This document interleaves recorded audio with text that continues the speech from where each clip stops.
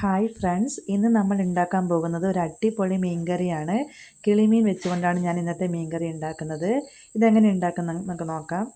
ഇതിനായി ആദ്യം തന്നെ ഞാൻ ഒരു തക്കാളി, ഒരു സവാള, കുറച്ച് വെളുത്തുള്ളി, അതുപോലെ 2 പച്ചമുളക്, ഒരു ഇഞ്ചി കഷ്ണം ഇത്രയും എടുത്തിട്ടുണ്ട്. പാൻ ചൂടാകുമ്പോൾ കുറച്ച് എണ്ണ ഒഴിച്ച് കൊടുക്കാം.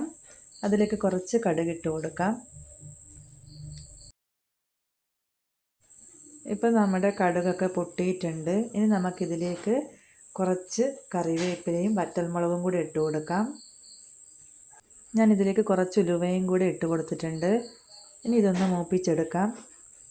ഇനി ഇതൊന്ന് മൂത്ത് വരുന്ന സമയത്ത് നമുക്കിതിലേക്ക് കുറച്ച് വെളുത്തുള്ളി, അതുപോലെ ഇഞ്ചി ചെറുതായിട്ട് അരിഞ്ഞതാണ്, ഇതൊന്ന് വഴറ്റിയെടുത്ത ശേഷം നമുക്കതിലേക്ക് പച്ചമുളക് ചേർത്ത് കൊടുക്കാം. 2 പച്ചമുളക് നെടുകെ കീറിയതാണ് ഇട്ട് കൊടുത്തിരിക്കുന്നത്. ഇനി നമുക്ക് വേണ്ടത് സവാളയാണ്. ഞാൻ ഒരു സവാളയാണ് എടുത്തത്, അത് ചെറിയ കഷ്ണങ്ങളായിട്ട് ചേർത്ത് കൊടുത്തിട്ടുണ്ട്. ഇനി ഇത് കുറച്ച് വഴറ്റിയെടുക്കാം നമുക്ക്.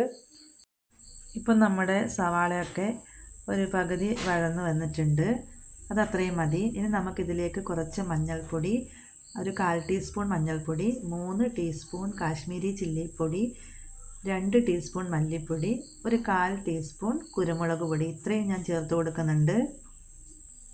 ഇനി പൊടികളൊക്കെ നന്നായിട്ടൊന്ന് വഴറ്റിയെടുക്കാം. നമുക്ക് വേണമെങ്കിൽ ഈ സമയത്ത് കുറച്ചും കൂടെ എണ്ണ ചേർത്ത് കൊടുക്കാം. ഞാനിവിടെ എണ്ണ ചേർക്കുന്നില്ല. ഇപ്പം നമ്മുടെ പൊടികളൊക്കെ ചൂടായിട്ടുണ്ട്. അതിലേക്ക് ഞാൻ ഒരു തക്കാളി കഷ്ണങ്ങളാക്കിയതും ചേർത്ത് കൊടുത്തിട്ടുണ്ട്. ഇനി കുറച്ച് നേരം നമുക്കിതൊന്ന് വഴറ്റിയെടുക്കാം. ഒരു 5 മിനിറ്റോളം വഴറ്റിയാൽ അത്രയും നല്ലത്. ഞാനിപ്പോൾ 5 മിനിറ്റോളം വഴറ്റിയിട്ടില്ല, ഒരു 3 മിനിറ്റൊക്കെ ആയപ്പോൾ ഞാൻ അത് സ്റ്റോപ്പ് ചെയ്തിട്ടുണ്ട്. ഇനി നമുക്കിതിലേക്ക് കുറച്ച് കറിവേപ്പിലയും അതുപോലെ ആവശ്യത്തിന് പുളിവെള്ളവും കൂടെ ചേർത്ത് കൊടുക്കാം. ഞാൻ കുറച്ച് കറിവേപ്പില ഇട്ട് കൊടുത്തിട്ടുണ്ട്. പിന്നെ പുളിവെള്ളം ചേർത്തിട്ട് പിന്നെ നമുക്ക് ചാറ് എത്രമാത്രം ആവശ്യമാണ് അതിനനുസരിച്ച് കുറച്ചും കൂടെ വെള്ളം ചേർത്ത് കൊടുക്കാം.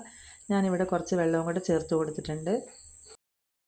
ഇനി ഇതിലേക്ക് ആവശ്യത്തിന് ഉപ്പും കൂടി ഇട്ട് കൊടുത്ത് നമുക്ക് മൂടി വെച്ച് നന്നായി ഒന്ന് തിളപ്പിച്ചെടുക്കാം.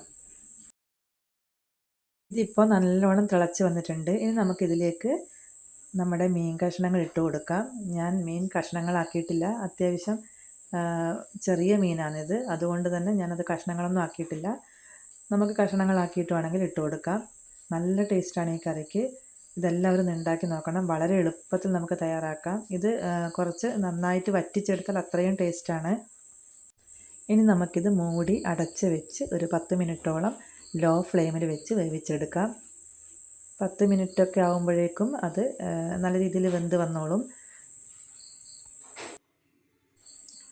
ഇപ്പോൾ 10 മിനിറ്റ് കഴിഞ്ഞിട്ടുണ്ട്. ഞാൻ മൂടി തുറന്ന് നോക്കിയപ്പോൾ നല്ല രീതിയിൽ തന്നെ നമ്മുടെ മീൻകറി റെഡി ആയിട്ടുണ്ട്. വേണമെങ്കിൽ നമുക്ക് ഒന്നും കൂടി ഇത് കുറുകി എടുക്കാവുന്നതാണ്. ഞാനിപ്പോൾ ഇത്രയും ചാറോടുകൂടി തന്നെയാണ് ഈ കറി റെഡിയാക്കിയിരിക്കുന്നത്. വളരെ എളുപ്പത്തിൽ ഉണ്ടാക്കാൻ വേണ്ടി പറ്റും. നമുക്ക് ചോറിൻ്റെ കൂടെയൊക്കെ നല്ല ടേസ്റ്റാണ് കഴിക്കാനായിട്ട്. മീൻ കഷ്ണങ്ങൾ അധികം ഉടയാതെ നമ്മളൊന്ന് ഇളക്കി കൊടുത്താൽ മതി. ഞാൻ ഈ മീൻ കറി ഒന്നും കൂടെ ഹൈ ഫ്ലെയിമിൽ വെച്ച് തിളപ്പിച്ച് ഓഫാക്കുവാണ്. നല്ല ടേസ്റ്റാണ്. എല്ലാവരും ഒന്ന് ഉണ്ടാക്കി നോക്കിയിട്ട് അഭിപ്രായം പറയണേ.